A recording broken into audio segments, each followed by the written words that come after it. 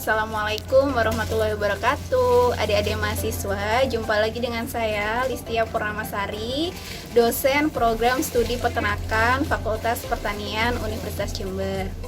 Pada video tutorial kali ini, saya akan membahas mengenai pembuatan silase.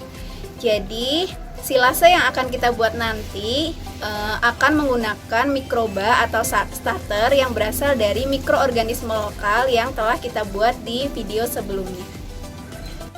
Jadi, silase itu merupakan proses pengawetan hijauan pakan, bisa berasal dari hijauan rumput atau juga bisa berasal dari limbah-limbah pertanian yang diproses secara fermentasi anaerob dengan menggunakan starter mikroba. Nah, selama proses fermentasi ini, bahan yang telah dicampur itu harus dikondisikan kedap udara, bisa menggunakan plastik silo, bisa juga menggunakan drum. Tujuan dari pembuatan silase ini yang pertama, dia dapat digunakan sebagai cadangan dan juga persediaan pakan pada musim kemarau. Kemudian, silase ini juga merupakan salah satu proses penyimpanan dan proses pengawetan pakan hijauan pada saat hijauan itu kondisinya melimpah. Misalnya di musim penghujan atau misalnya pada saat panen raya, limbah-limbah kan pasti melimpah sehingga bisa diawetkan dengan proses silase ini. Kemudian bisa juga meningkatkan kandungan nutrien yang ada di dalam pakan karena selama proses pembuatan silase ada campuran bahan lain, misalnya dedak, kemudian ada tambahan molases juga yang selain sebagai sumber energi mikroba, dia juga akan bermanfaat untuk ternak. Kemudian tujuan yang keempat yaitu mendayagunakan sumber pakan asal limbah-limbah pertanian dan limbah-limbah agroindustri yang sangat melimpah yang butuh proses pengawetan sehingga bisa dimanfaatkan sebagai pakan ternak.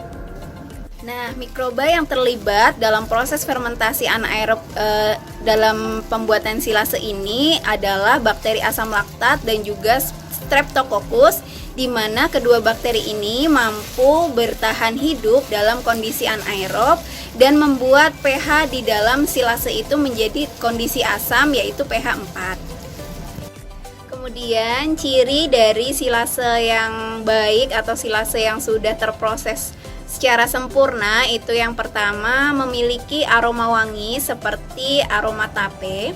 Jadi aroma khas fermentasi. Kemudian dia tidak berjamur, tidak menggumpal dan juga tidak berlendir dan warnanya masih cenderung mirip seperti warna hijauan segar pada umumnya dan teksturnya juga tidak berubah.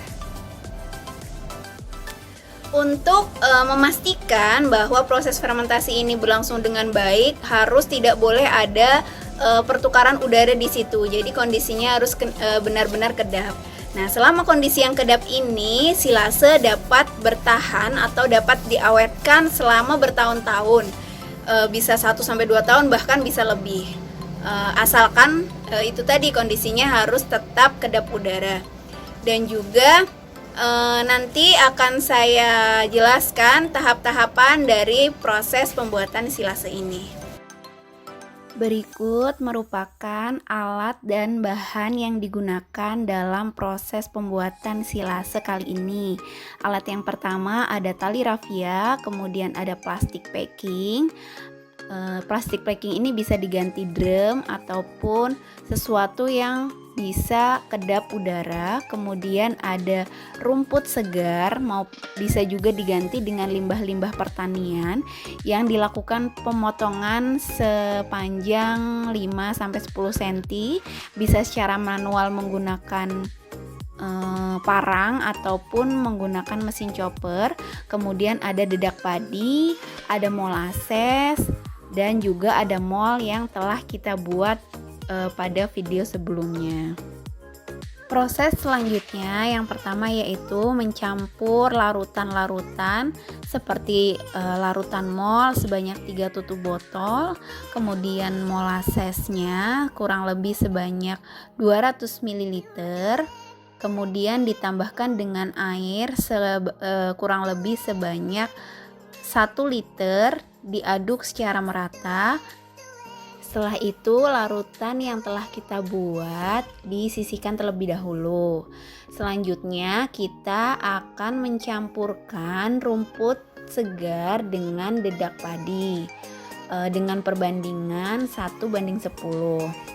Nah, setelah tercampur merata dedak padi dengan rumput, kemudian ditambahkan dengan campuran larutan yang telah kita buat di awal tadi sampai benar-benar homogen, benar-benar tercampur secara merata. Setelah itu, proses yang dilakukan selanjutnya adalah proses pengemasan, di mana kita akan mengemas silase ini dengan menggunakan plastik silo. Harusnya sih ini penuh, tapi karena ini sekaligus untuk dilakukan penelitian, maka sampelnya dibagi-bagi sehingga dalam satu karung silo yang akan kita buat nanti ini tidak akan sampai penuh. Nah, proses packaging ini harus dilakukan sampai benar-benar dimampatkan, sampai benar-benar tidak ada udara yang terdapat di dalam plastik tersebut. Nah, setelah di packing kemudian nanti ditali. Talinya bisa menggunakan karet ban, bisa menggunakan tali rafia ataupun menggunakan tali-tali yang lain yang diharapkan bisa membuat plastik silo ini benar-benar kedap udara. Jadi proses fermentasi yang terjadi benar-benar terjadi secara anaerob, sehingga nanti hasil silase yang akan dibuat juga sesuai apa yang diharapkan. Kemudian dilakukan juga pelabelan tanggal, sehingga kita nanti akan tahu silase ini sudah berumur berapa minggu atau sudah berumur berapa bulan dan lain sebagainya. Kemudian setelah proses fermentasi berlangsung minimalnya 6 minggu, itu sudah bisa dikatakan proses fermentasi berjalan dengan baik dengan ciri-ciri yang telah saya sebutkan tadi. Silase yang telah terfermentasi dengan baik selama 21 hari atau 3 minggu bisa diberikan kepada ternak. Sebelumnya silase dibuka kemudian diangin-anginkan terlebih dahulu selama 1-2 jam. Setelah itu silase bisa diberikan kepada ternak. Berikut contoh silase yang telah jadi kemudian diberikan ke ternak domba dan sapi yang ada di Desa Purwoasri, Kabupaten Jember. Demikianlah tadi proses pembuatan silase yang telah saya sampaikan. Semoga bermanfaat buat semuanya. Billahi taufiq wal hidayah. Wassalamualaikum warahmatullahi wabarakatuh.